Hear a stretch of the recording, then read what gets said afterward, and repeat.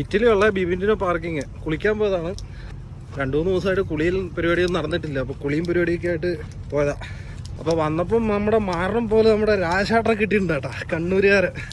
ഇതാ എന്താ പറയാ, കുളിച്ചതിൻ്റെ ഒരു സന്തോഷത്തിൽ പോകും നമ്മളിപ്പോൾ. എത്ര ദിവസമായിട്ട് കുളിച്ചിട്ട്? 2-3 ദിവസമായി. കുളിയും പരിപാടിയൊക്കെ ഇങ്ങനെയൊക്കെ തന്നെയാണ്, എല്ലാവർക്കും മാറ്റമൊന്നുമില്ല. ചിലവർ കുളിക്കുന്നവരുണ്ട്, കുളിക്കാത്ത ഇല്ലയെന്ന് ഞാൻ പറയുന്നില്ല. നമ്മളെപ്പോലുള്ള ഇന്റർനാഷണൽ ഓടുന്ന നിലമ്പതാണ്ട് ഓടുന്ന ആൾക്കാർക്കൊന്നും കുളിയും പരിപാടിയും നടക്കൂല. പുകച്ചായിട്ട് ഓടിക്കുന്നു. പിന്നെ അങ്ങനെ കുളിക്കല് ഇവിടെയുള്ള ആളുകളെ കുറ്റം പറയുന്നതല്ല, നിങ്ങൾ കുളിക്കൂല എന്നല്ല.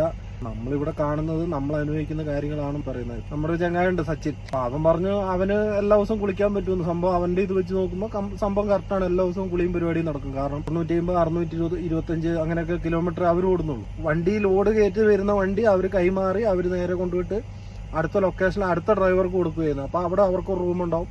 ഇവിടുന്ന് പിറ്റേ ദിവസം രാവിലെ ലോഡ് എടുത്ത് നേരെ ഇപ്പുറത്ത് വരുമ്പോൾ അപ്പുറത്തും ഒരു റൂം ഉണ്ടാവും. ഇങ്ങനെയുള്ളവർക്ക് ഒക്കെ മര്യാദയ്ക്ക് എല്ലാ ദിവസവും കുളിയും പരിപാടിയൊക്കെ നടക്കുന്നുണ്ട്. ഇപ്പം നമ്മളെപ്പോൾ ഉള്ളവർ അലഞ്ഞ് ഓടുന്ന ആൾക്കാരാണ്, അതായത് ഇന്റർനാഷണൽ ഡ്രൈവറായിട്ട് ഓടുന്ന അവരെന്ന് പറഞ്ഞാൽ സ്ഥിരമായിട്ട് ഒരു സ്ഥലങ്ങളിലേക്ക് പോകുന്ന ആൾക്കാരാണ്. അപ്പോൾ അവർക്ക് മര്യാദയ്ക്ക് കുളിക്കാനും പിടിക്കാനൊക്കെ പറ്റും. നമുക്ക് കുറച്ച് ബുദ്ധിമുട്ടുണ്ട് എന്ന് പറയുന്നത് നമുക്കതൊരു ബുദ്ധിമുട്ടല്ല കേട്ടോ. ഇതുമായിട്ട് പൊരുത്തപ്പെട്ടു. നമുക്കൊരു വിഷയമുള്ള കേസല്ലത്. ഡ്രൈവർ തന്നെയായിരുന്നു, ഇപ്പോഴും ഇത് തന്നെ. അപ്പോൾ നമ്മളിനി മുന്നോട്ട് ഇങ്ങനെ തന്നെ പോകണമെന്നാണ് ആഗ്രഹം. ദൈവം എന്തെങ്കിലും വിധി മാറ്റിയാലേ ഉള്ളൂ കേട്ടോ.